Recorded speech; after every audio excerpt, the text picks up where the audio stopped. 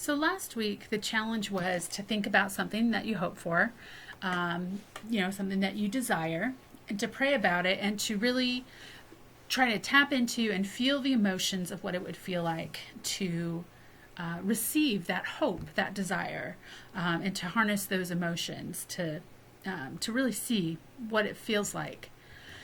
And we talked last week about faith, hope, and charity, how hope is your desire. Like hope, it's an emotion in and of itself. It's really those feelings of joy and gratitude that come with receiving something that you really want. And faith, again, is taking the inspired action. But what hinders us is we lose those emotions of our hope and we instead replace it with fears along the way. Fears that, I'm not good enough, I'm not doing the right things, etc. And then charity is there to help us along the way. Charity is there. It's a gift from Jesus Christ to help take away that fear that's preventing us from exercising the faith that will help us to arrive at our hopes, to receive our hopes from Jesus Christ.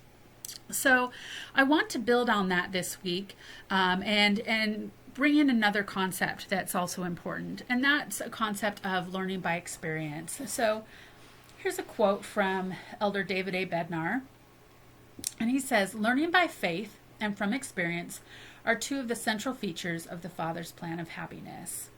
And I want to stay on this for a second. Learning from experience. That's a concept that most of us are familiar with, and we're familiar with this idea that we're here on earth to have experiences, to learn, to grow, to progress. But I don't know that we have a great sense for kind of some of the nuances of that and kind of how we can maybe accelerate our growth, and particularly how we can take some of the pain out of that growth. And so I want you to just think for a minute. What is the byproduct of experiences? When you have experiences in life, an experience where maybe somebody said something hurtful to you, or an experience where maybe you're at an amusement park having fun with your friends. If you think back on past experiences that you've had in life, the ones that you remember are the ones that have some kind of emotion attached to them, either a positive emotion, joy, peace, love, or a negative emotion like anger, fear, or pain, sorrow. And what I want to invite you to think about or to realize is that the byproduct of experiences are emotions. Every experience we have brings some kind of emotion with it. And this is important. It's interesting. We come to earth, we're having all these experiences, but our lives are different. My experiences aren't the same as your experiences, and some of the things that are hard for me might be easy for you and vice versa. But we all have the same emotions. We feel the same range of emotions. So yes, maybe I haven't had the experience of a bitter divorce, but I still understand the emotion of betrayal or abandonment or sorrow or loss, because I've had experiences in my life that have had the byproducts of those same emotions. And I think this is a beautiful thing. It allows us to have empathy for each other. Even though we don't go through the same experiences, we understand the emotions that other people go through. But I think there's also something deeper here.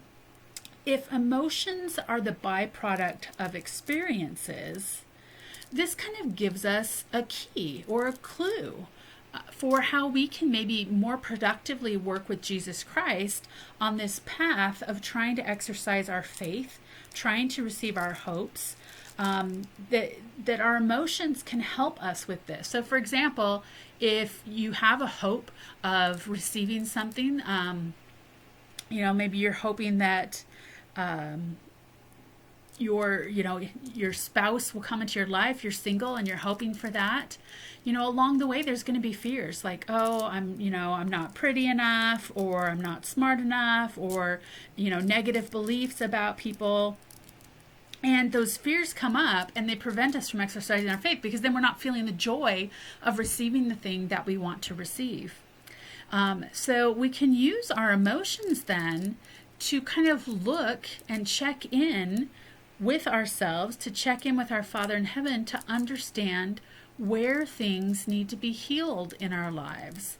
It'll help us to see where those fears are that we need to surrender to Jesus Christ and ask for more of his healing. So, I'm going to leave it there for now. We'll come back and talk more about this, but really want to just invite you to notice and understand how our emotions are byproducts of our experiences, and that if we want to learn from our experiences, we have to learn from our emotions.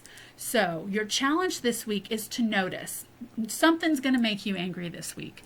Notice when you get angry. Observe yourself.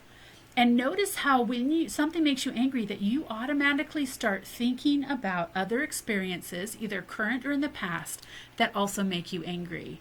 And so I want you to just say in that moment, say a prayer, and then ask yourself this question: how might this current situation that is making me angry be an invitation to heal past experience of anger from my life?